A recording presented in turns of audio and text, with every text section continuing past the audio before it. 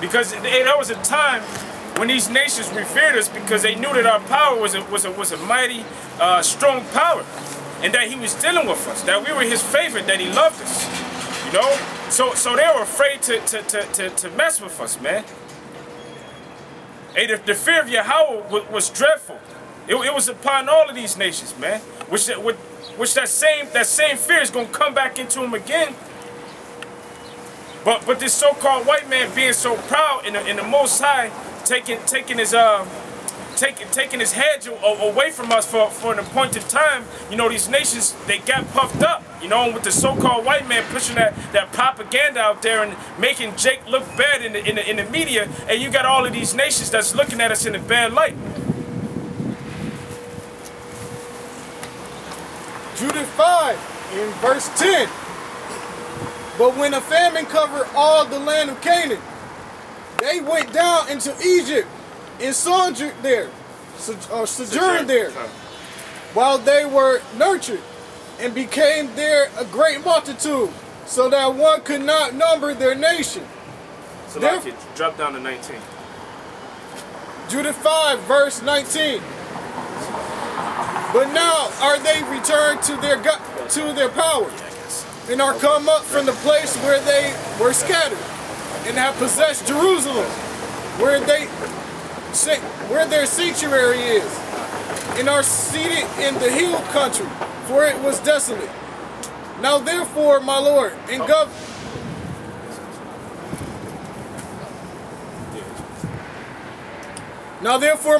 Governor, if there be any error in this people, and they sin against their power, let us consider that this shall be their ruin, and let us go up, and we shall overcome them.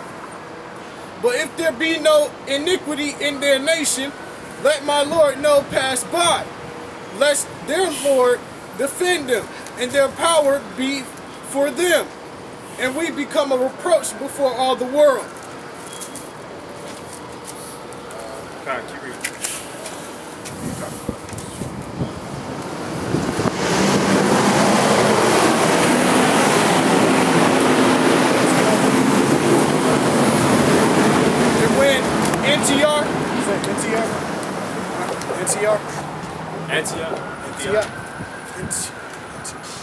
Oh, yo,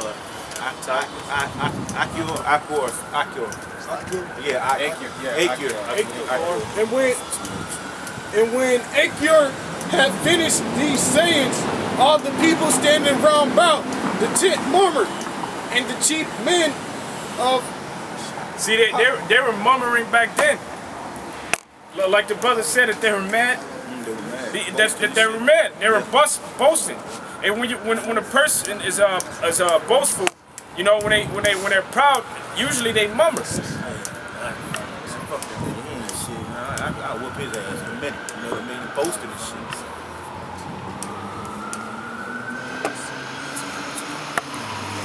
I'm gonna use this stuff.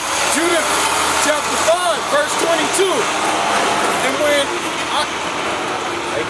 Acure had finished these sayings, all the people standing round about the tent murmured, and the chief men of Haliphern and all that dwelt by the seaside, and in Ammon, or Salakia, and in Moab, spoke that he should kill him. For say they, we will not be afraid of the face of the children of Israel. For lo, it is a people that have no strength nor power for a strong battle. That's how they look at us now. They don't look at us as a big a force to be reckoned with. That's why the Most High made us look feeble in front of the nations and weakness. Because now, at this point, we're nothing to all these nations. We look like they know we're not unified. So that's one thing we lost. They know that, a lot of them know that we are the Israelites, and they won't tell us. If they tell us, if we broadcast that you guys are going to receive the nation, the whole world, most Israelites won't give a fuck anyway. It don't even matter. They won't even jump to it. They want to think about what the Birdman is going to say next and shit like that. Respect or some shit he might say with that fucked up dialect, you know. But these nations look at us like, look, nigga, y'all don't know who y'all are, and you stupid. And some of the other nations on the other side of the world already said they can't wait till we get in our rulership.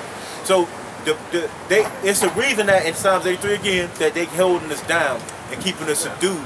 Because if we did know who we are, we would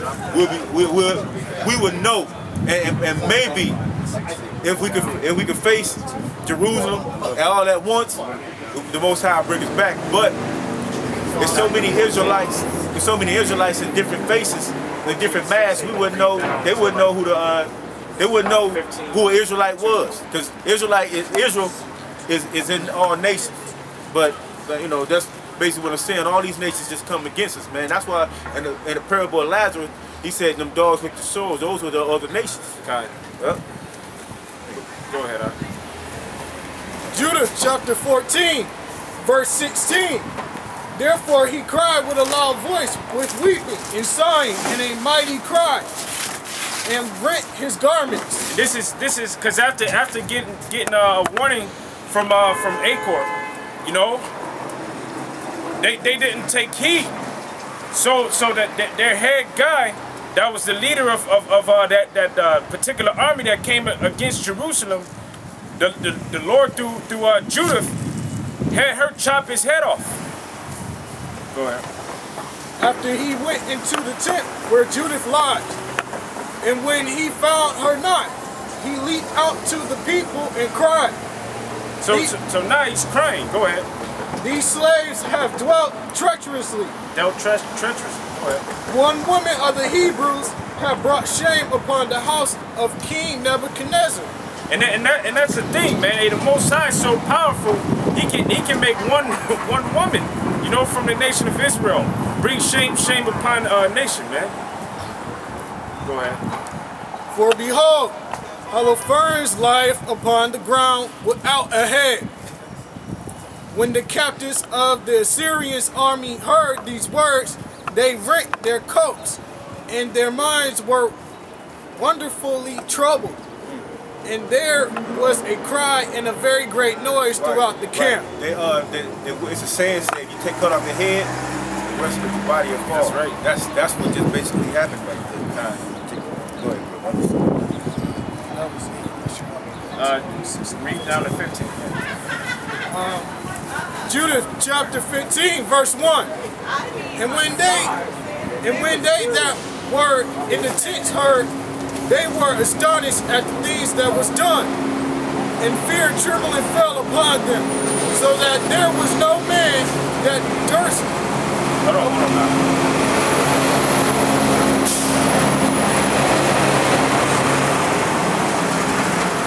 Start back up. Judith chapter 15, verse 1. And when they that were in the tents heard, they were astonished at the things that were done, that was done, and fear and trembling fell upon them, so that there was no man that durst abide in the sight of his neighbor. But rushing out of all together, they fled into every way of the plain and of the hill country. So the nations, that's just a point to show that the nations feared. And the Most High would do things in the eyes of these nations, you know, that they never seen before, that would cause these nations to fear. Hey, another thing, right? Can you grab up, I'm done on that. Can you grab up the history of Bel and the Dragon out of the Apocrypha? 1 in 36. No, 1 in 38. Just quick points, you know, just simple, well, not simple things, but just certain points in the scriptures just to show you that fear came upon heathens. You know, the Lord put fear in the heathens for the sake of saving his people Israel.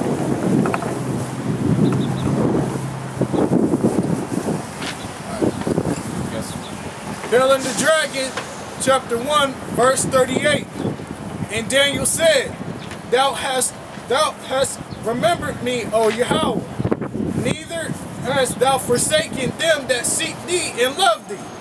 So Daniel arose and did eat, and the angel of the Most High set Habakkuk in his own place again immediately.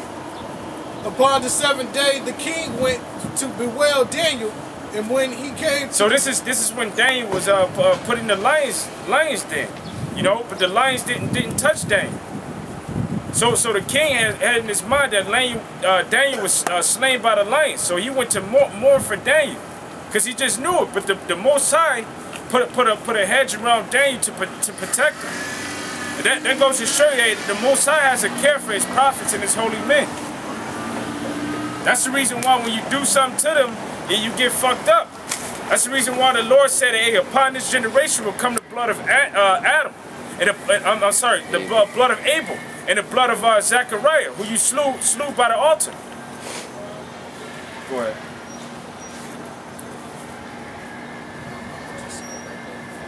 So Daniel arose and did eat, and the angel of the Most High set Habakkuk in his own place again immediately.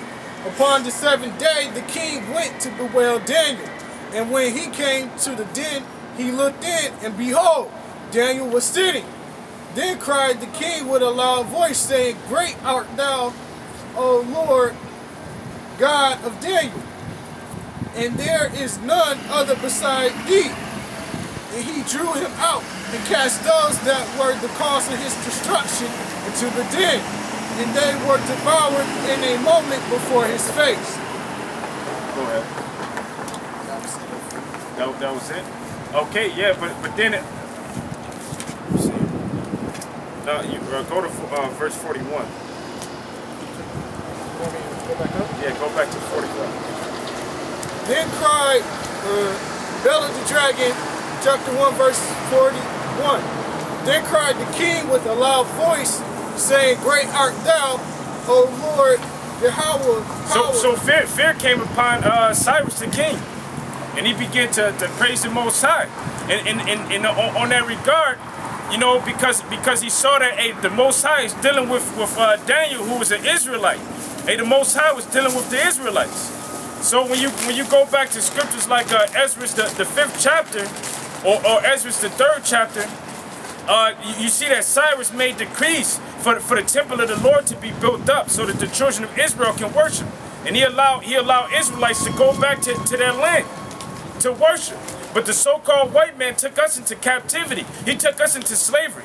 Did he allow us to go back to our holy land to worship? No, but he keep us here. He keep us in bondage. He keep us in slavery.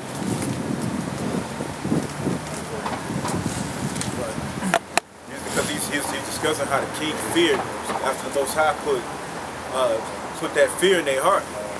This is Daniel. This is what happened to Nebuchadnezzar even had to conceive. This is Daniel 4:17. He said that this matter is by the decree of the watchers and by the demand of the word of the holy ones, and to the intent that the living may know that the Most High ruleth in the kingdom of men, and giveth it to whomsoever he will, and set it up over it the basis of men.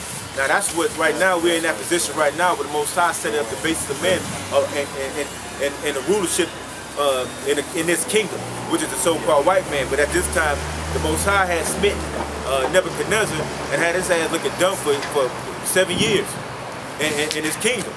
And the fear, see, that was fear what he was talking about. He had to make that disclaimer, meaning, like, look, man, this is the matter of the decree of the watchers. The watchers are us. It says, and the demand by the word of the holy ones. The holy ones. Let me read, pull up the holy ones. This put Kadesh. It's Kadesh. Means the holy ones, separate, the angels, the saints. You know? It is. Yep. It says, and the intent that the living may know. Who are the living? The ones who's doing this work. Understanding that John said that their belly is so rivers of living water, to understand the word. Who really understands that which is about to go down based on the scriptures, the prophecies, the prophets. Know that the Most High ruleth in the kingdom of men, and give it to whomsoever he will, and set it over it the basis of men, because Nebuchadnezzar was put in a position where now he after being boastful, the Most High knocked him down to the ground as an animal. Basically he lived like